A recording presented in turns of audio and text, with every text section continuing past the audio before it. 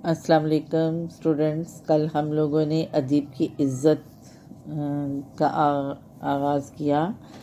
और मैंने बताया था कि कमर जो है वो एक शायर है, एक अदीब है, एक लिखारी है और उन्हें सिर्फ़ लिखने लिखाने से वास्ता है और इनका जो ज़रिया आमदन है सिर्फ़ और सिर्फ मज़मून निगारी है। उन्होंने रोज़ी कमाने का ज़रिया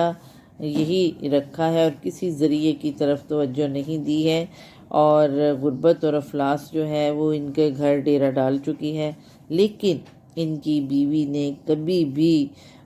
ज़ुबान पर शिकवा या शिकायत नहीं लाई, कभी भी अपने माथे पर शिकन नहीं डाली, बल्कि वो हमेशा अपने मियाँ की दिलजोई करती हुई नज़र आती है और उसको कहती है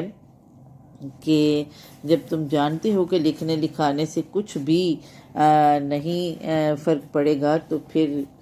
तुम उठो और बाहर जाकर सैर सपाटा करो। और वो समझाता है कि सैर सपाटा जो है अमीर लोग करते हैं जिनको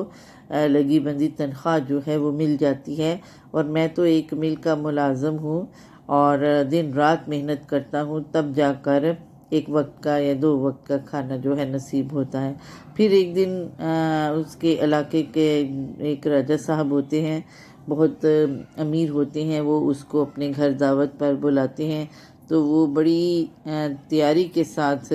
जाने का प्रोग्राम रखता है, लेकिन उसकी बीवी उसको समझाती है कि फटे पुराने कपड़ों में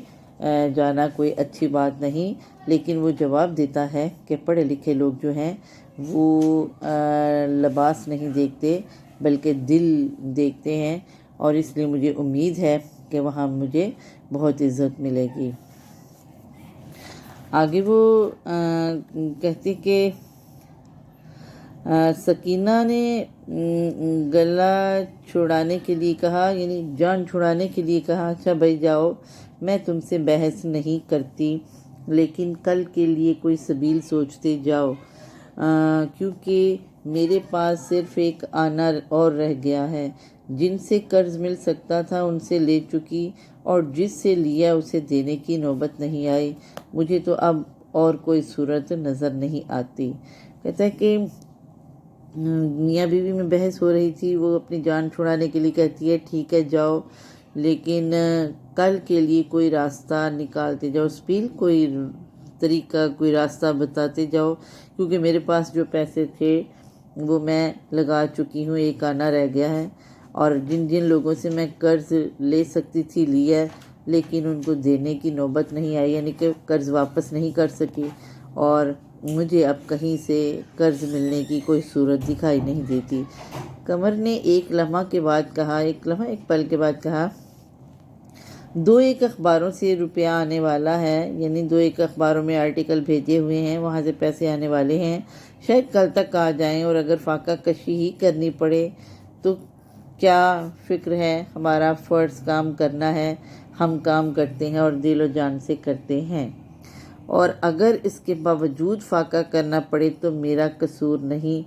मर ही तो जाऊंगा, और हमारे जैसे लाखों आदमी आए दिन मरते रहते हैं, दुनिया का कोई काम बंद नहीं होता। कहता है कि अगर फाके की नौबत आ गई तो कोई बात नहीं, क्योंकि मेहनत करने के बावजूद अगर फाके से मरना पड़ा तो मैं मुतमईन हूँ, क्योंकि मैं फजूल और बेकार कामों में वक्त ज़ाया नहीं करता और मेरा इसमें कोई कसूर नहीं है। दुनिया में लाखों लोग मरते रहते हैं और दुनिया के काम रुक नहीं जाते, उसी तरह चलते रहते हैं। तुम ही कहो मैं जो कुछ करता हूँ इससे ज़्यादा मेरे इम्कान में क्या है, यानी अब तुम मुझे बताओ कि इतनी मेहनत तुम्हारे सामने करता हूँ और इससे ज़्यादा मैं क्या कर सकता हूँ। सारी दुनिया मीठी नींद सोती है, मैं कलम लिए बैठा रहता हूँ, यानी लोग रात को सो रहे होते हैं और मैं लिख रहा होता हूँ। लोग सैर व तफरीह करते हैं, खेलते कूदते हैं, मेरे लिए सब कुछ हराम है, यानी लोग बाहर भी जाते हैं, सैर व तफरीह करते हैं, खेलते कूदते हैं, लेकिन मैं कुछ भी नहीं करता, مجھ پر یہ سیر و تفریح بھی حرام ہے، یہاں تک کہ مہینوں سے ہنسنے کی نوبت نہیں آئی۔ کئی مہینے ہو گئے ہیں کہ میں ہنسا تک نہیں، عید کے دن بھی میں نے تعطیل نہیں منائی، یعنی عید کے دن بھی میں نے چھٹی نہیں کی۔ میں مسلسل لکھتا رہتا ہوں، بیمار ہوتا ہوں جب بھی لکھتا ہوں، اور یعنی اگر بیماری آ جاتی ہے تو اس دوران بھی میں لکھتا رہتا ہوں۔ سوچو تم بیمار تھیں اور میرے پاس حکیم کے پاس جانے کے لیے بھی وقت نہ تھا۔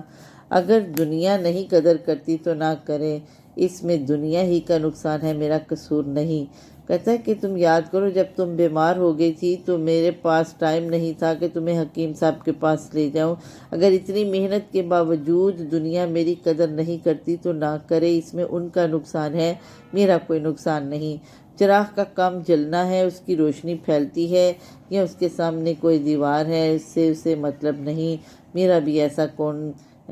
دوست، شناسہ یا رشتہ دار ہے جس کا میں شرمندہ احسان نہیں۔ کہتا ہے کہ چراغ کا کام کیا ہوتا ہے؟ جلنا، اور وہ یہ نہیں دیکھتا کہ روشنی پھیل رہی ہے یا آگے کوئی رکاوٹ آ گئی ہے، روشنی کا پھیلنا رک گیا ہے، اسے اس سے مطلب نہیں، اس کو مطلب ہے بس جلنا۔ اور کہتا ہے میرا بھی یہی حال ہے، اور میں بھی کسی دوست، رشتہ دار وغیرہ کا شرمندہ احسان نہیں ہوں، یہاں تک کہ اب گھر سے نکلتے بھی شرم آتی ہے۔ اطمینان صرف اتنا ہے کہ لوگ مجھے بدنیت تصور نہیں کرتے، یعنی اب حالات ایسے ہو گئے کہ گھر سے نکلتے ہوئے شرم آتی ہے کیونکہ بہت سے لوگوں کا قرض دینا ہے اس نے۔ لیکن وہ کہتا ہے کہ مجھے اس بات کی تسلی ہے کہ لوگ مجھے بدنیت یعنی بری نیت کا نہیں سمجھتے، اور خواہ وہ میری کچھ زیادہ امداد نہ کر سکیں مگر انہیں مجھ سے ہمدردی ہے۔ وہ میرے دوست احباب، میرے رشتہ دار میری زیادہ مدد نہ کر سکیں لیکن وہ مجھ سے ہمدردی ضرور رکھتے ہیں میری خوشی کے لیے، اسی قدر کافی کہ آج مجھے ایک رئیس نے بلایا ہے۔ کہتا ہے کہ میں اتنا خوش ہوں اور یہ میرے لیے کافی ہے کہ ایک رئیس نے اپنے گھر مجھے آج دعوت دی ہے۔ پھر موان ان پر نشہ سا چھا گیا، غرور سے بول، پھر دوبارہ اس پر نشہ کسی کیفیت آ گئے اور غرور سے بولے، نہیں اب رات کو نہ جاؤں گا، جسے راجہ لوگ مدعو کریں وہ ایسا ویسا آدمی نہیں ہو سکتا، راجہ صاحب معمولی رئیس نہیں، اگر اب بھی کوئی مجھے معمولی آدمی سمجھے تو اس کی عقل کا فطور ہے۔ یہ کہتا ہے کہ میں پہلے سوچتا ہے کہ رات کو چراغ جل جانے کے بعد جاؤں گا تاکہ لوگ میرے کپڑے نہ دیکھ سکیں، اب وہ کہتا ہے کہ نہیں، میں رات کے اندھیرے میں نہیں جاؤں گا، میں کوئی عام آدمی نہیں ہوں جس کو راجہ نے بلایا ہے، وہ کوئی معمولی نہیں ہے، آخر کوئی نہ کوئی بات ہے، اور اگر لوگ مجھے نہ سمجھ پائیں تو یہ ان کی عقل کی خرابی ہے۔ شام کے وقت حضرت قمر اپنی پرانی پھٹی اچکن، سڑے ہوئے جوتے اور بے تکی سی ٹوپی پہنے گھر سے نکلے تو گنوار اور چکے سے معلوم ہوتے تھے، یعنی شام کا وقت ہو گیا اور حضرت قمر نے پھٹی پرانی اچکن پہنی اور بہت بوسیدہ جوتے پہنے اور بوسیدہ سی ٹوپی پہنے ہوئے گھر سے نکلے تو بڑے جاہل سے نظر آ رہے تھے۔ ڈیل ڈول اور چہرے مہرے کے آدمی ہوتے تو اس ٹھاٹھ میں بھی ایک شان ہوتی۔ ڈیل ڈول یعنی اگر جسم اچھا ہوتا، قد اچھا ہوتا، خوبصورت چہرہ ہوتا تو بھی یہ لباس جو تھا کچھ کام کر جاتا۔ فربہی بجائے خود باروب شیب ہے، فربہی موٹاپا،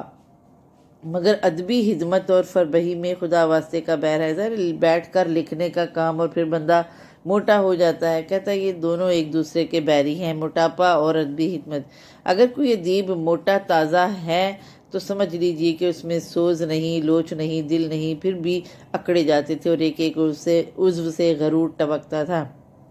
یعنی وہ بہت موٹے تھے، بدصورت سے تھے، اور لیکن جو تھے